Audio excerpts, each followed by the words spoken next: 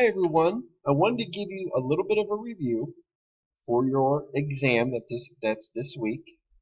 The exam is going to have a couple short answer problems. The exam will also have multiple choice questions. And a couple, I would say probably 2 questions involving math. So I wanted to give you a review of what you might expect, go over some of the short answer problems, and ask for any clarification that you might have. So the short answer questions are going to be looking at externalities. And we look at externalities, we're looking at both how to solve for an externality, what is an externality, and the role of the government in an externality. So when we look at subsidies, so look at the first question right here. Soon the government starts to subsidize the production of wind turbines. Wind turbines would be an example of a positive externality. A positive externality is a benefit to a third party. When there is a positive externality that's present in the market, the government has to get involved to provide any solutions. So when the government gets involved, the one thing that they have to do is they have to somehow increase production. By increasing production, you offer a subsidy. The use of a subsidy will cause the demand curve to increase to the right. When a positive externality is present in the market, you'll notice that what occurs is you'll have production levels or output levels that are lower than the efficient market equilibrium, and the price will be too low. So we have to do things to increase the demand, so the government has to get involved. So subsidizing the production is very important.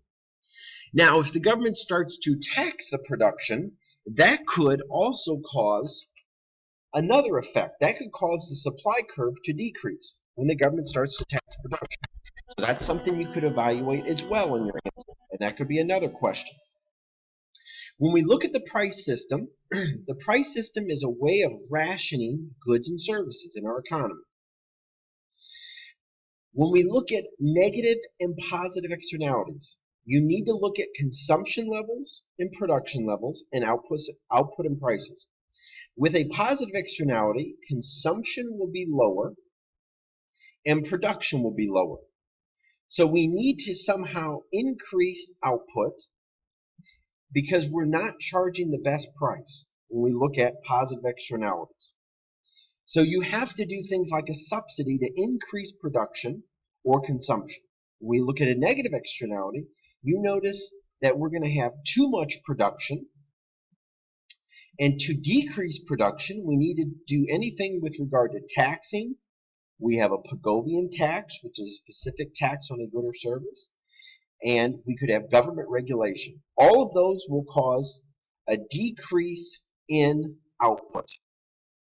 You're also going to have a question on how to calculate using the discount formula with present value and future value.